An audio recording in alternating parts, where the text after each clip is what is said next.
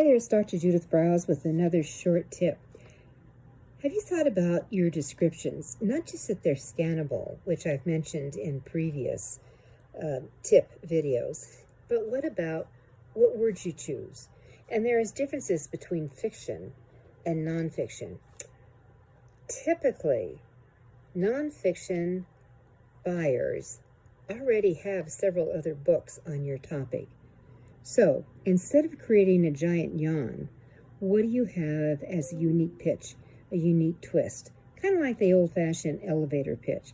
Do you have a certain tag or a slogan that you can create using that with the theme of your book, the expertise, the solutions that your book deliver?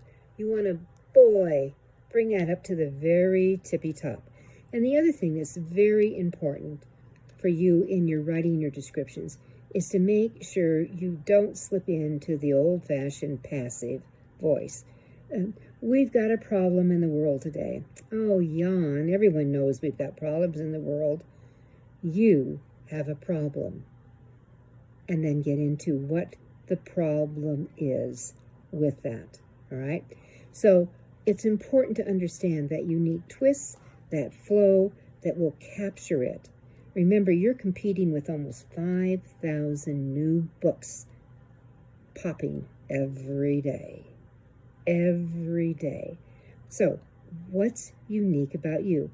So, always think about your target reader in the nonfiction area. What's their problem? What's their pain? What are you bringing to the party that is different from others or adds to what's already out in the field? Go ahead and tag that and let people know what it is.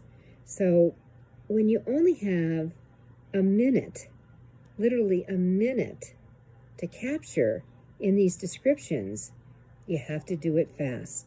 So it's the headline, it's a couple of action verbs, very important adjectives that come into it, identifying what the problem is, giving hints to what the solutions are, including if you've done extensive research or you've found major discoveries or whatever it is. You've got to make it work. This is Judith Briles. Please follow me on Twitter at MyBookShepherd, and also we're on Facebook, Instagram, and all the other players.